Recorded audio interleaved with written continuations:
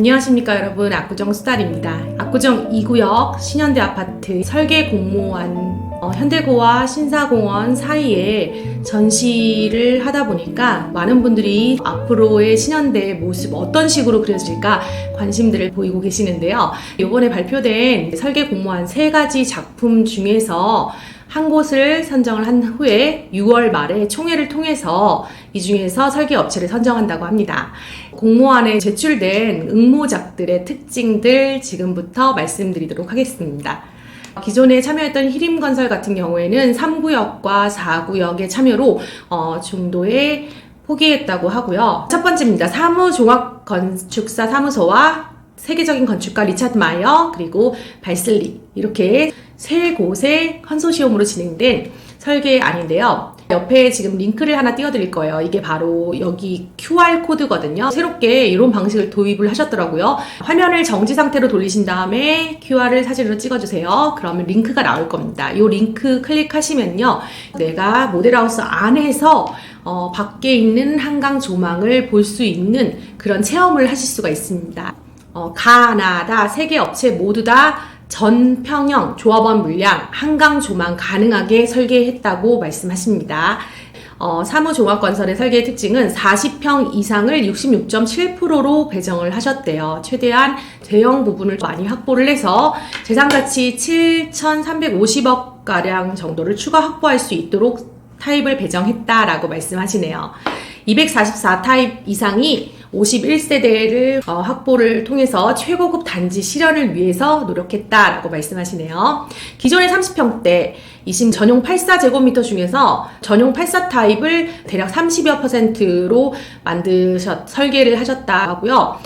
공공보행 통로도 변경 가능하게 설계하셨다고 합니다. 조합원 모두 최저층 3계층 이상으로 선택할 수 있도록 설계했다라는 부분을 말씀해 주셨습니다. 전체적인 지금 영상으로 보시는 이 느낌은 최근에 반포에서 더 팰리스 73이라고 SVIP를 대상으로 해서 최고급 주거 상품이 분양되고 있는데 그 느낌과 지금 사무종합건설에서 설계한 설계 도안이 느낌이 굉장히 비슷하더라고요. 아무래도 참여하신 건축가가 리차드 마이어 동일한 분이시기 때문에 이 세계적인 거장 리차드 마이어의 손길이 닿아서 그런지 하얀색의 백색의 미와 곡선의 미를 최대한 살린 설계였다라는 생각이 들더라고요.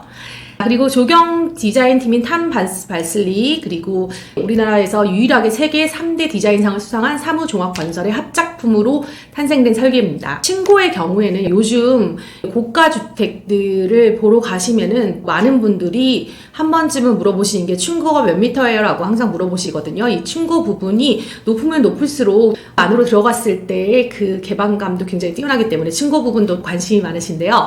사무 같은 경우에는 4m로 계획하고 계신다고 합니다.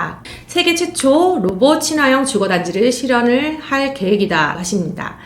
국내 유일 230도 한강 조망 가능한 스카이 라운지를 배치하고 미술품 전시 및 소장 서비스 그리고 3가지 테마의 4.2km의 산책길을 조성할 예정이라고 하네요. 전 주동이 자연 채광이 가능한 선샤인 드롭오프를 설계한다고 하고요. 화재 방지 신기술을 적용할 예정이라고 하십니다. 압구정 역과 연계되는 지하 통로를 제안을 하셨다고 하네요.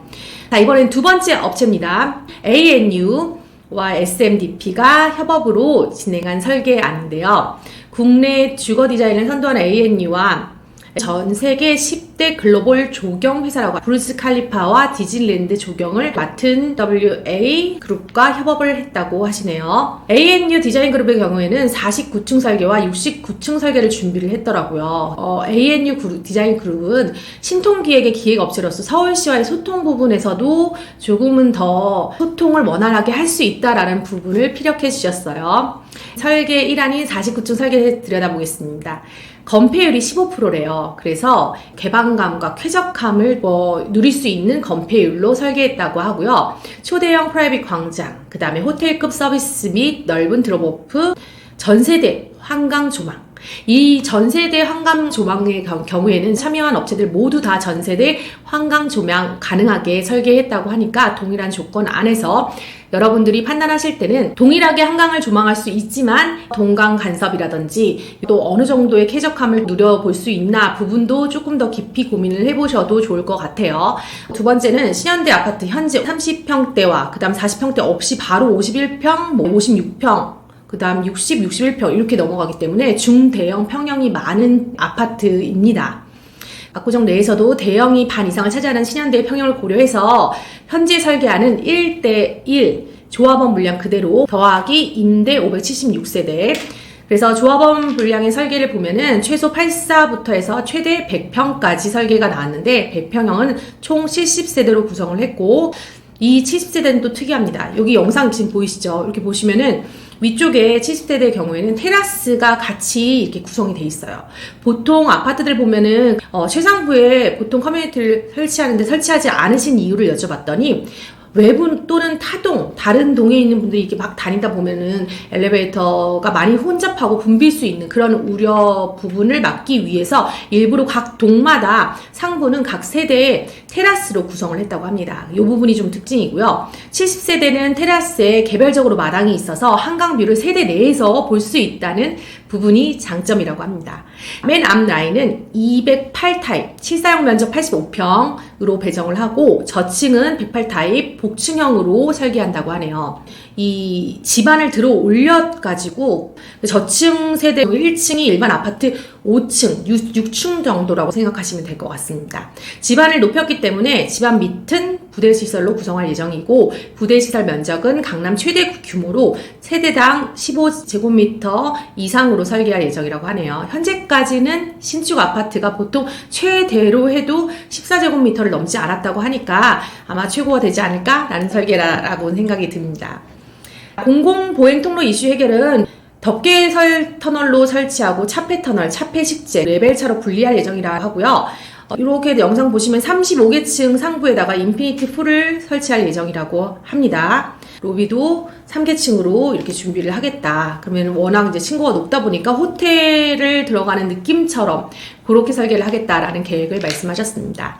준비해온 두 번째 아닌 69층 경우에는 서울시 정책 변화로 압구 같은 경우에 49를 갈지 69를 갈지 선택지가 남아있기 때문에 69로 갔을 때는 랜드마크라는 그런 부분에 이점이 있고 대신에 단점 같은 경우에는 공사비 증액 또는 공사기간 연장 등을 생각을 해봐야 되는 부분이긴 하지만 69층 안도 준비를 하셨대요. 49층 안 대비 2개 동이 줄고 건폐율은 49층 안에 대비해서 49층 안은 15%, 그러면은 69층 안은 14% 줄어든다고 하더라고요.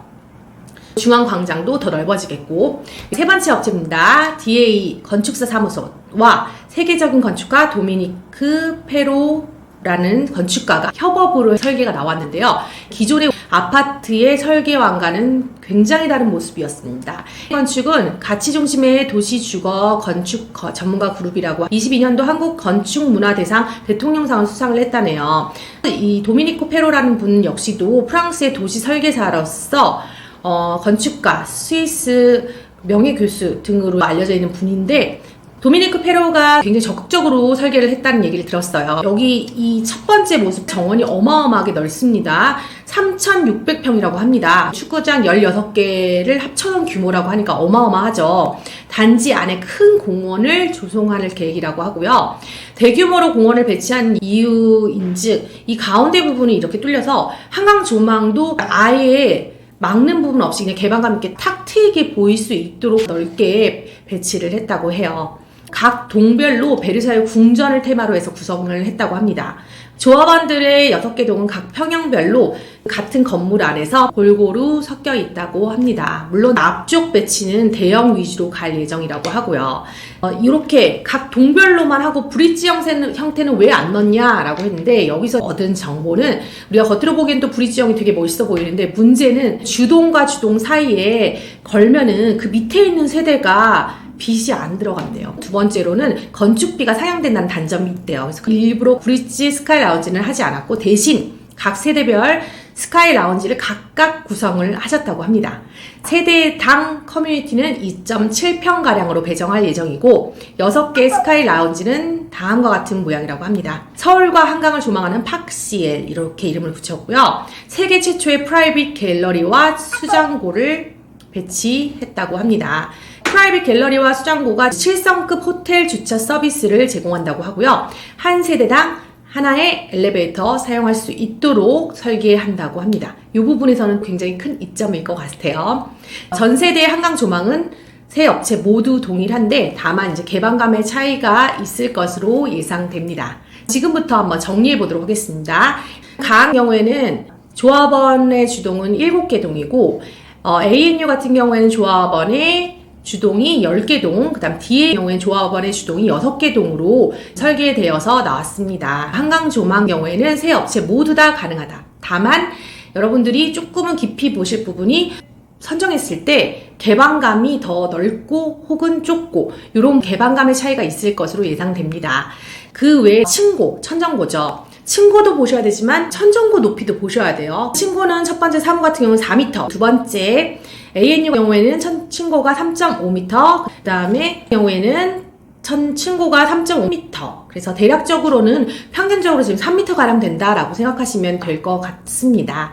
이렇게 해서 전반적으로 짧게 한번 훑어봤습니다. 이제 앞 조합원분들이 6월 말에 투표를 통해서 하나의 업체를 선정을 해서 설계를 맡기실 예정인데요. 압구정에 있는 이 아파트를 가지고 있을 때 앞으로의 미래 가능성과 비전을 생각하시면서 들어오시는데 앞으로의 미래 비전 그 어떤 곳보다도 멋지겠구나, 그런 아파트가 되겠구나 마음이 좀 설렜습니다. 여러분들 혹시 시간이 되신다면 6월 1일부터 6월 21일까지입니다. 압구정에 관심이 있다 하시는 분들은 한 번쯤 방문해 보셔서 이런 식으로 설계가 나오는구나 체크해 보셔도 괜찮을 것 같습니다. 다음 시간에 또 좋은 정보로 찾아뵙겠습니다. 감사합니다.